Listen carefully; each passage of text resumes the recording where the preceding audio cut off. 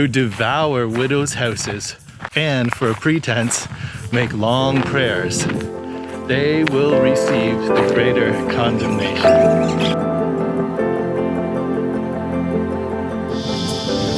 Hey guys, welcome to the video this week. Out here taking a walk on the Wyndham Fire Trail. It's a nice day.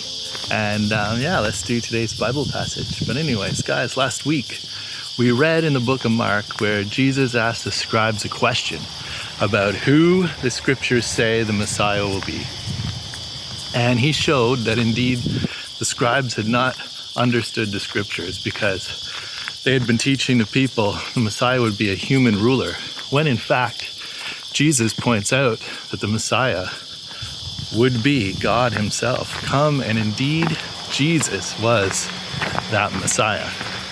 Anyways, guys, today we're going to look and keep reading on in the book of Mark here, and we're going to see Jesus continues teaching the crowds in the temple, and he warns them about the false religious leaders.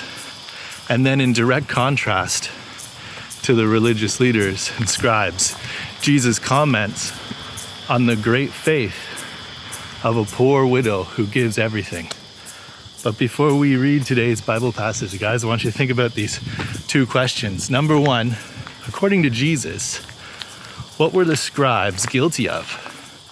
And number two, I want you to think about this question. How does Jesus judge people's giving? How does he judge what we give? Anyways, as we read today's Bible passage and go for a hike here, think about these two questions. Now I start a passage here in the book of Mark chapter 12, and we're going to read from verse 38 to 44 today. And here's what it says.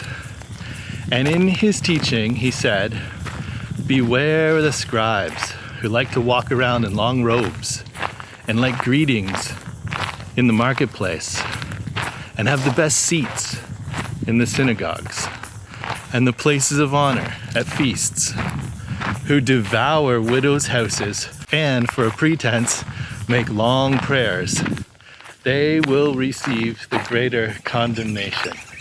Now, let's pause for a minute here and consider these words of Jesus, right?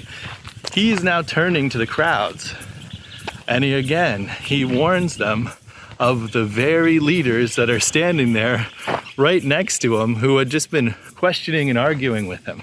Now, Jesus is not afraid of conflict, right? And we can see it here when it comes to speaking the truth. He tells them just how evil the scribes and religious leaders are, that they honor themselves and they pray only to be seen by men, and they're actually stealing from poor widows as well. And he calls them out, tells the people, beware these guys. And they're standing right there beside him. It's pretty amazing. Anyways, that brings us to the first question, though, that I asked you to consider, and that was, according to Jesus, what were the scribes guilty of? Well, we just talked about it. Jesus said that they're guilty of practicing and teaching false religion. They loved the praise of people, of men. They love wealth.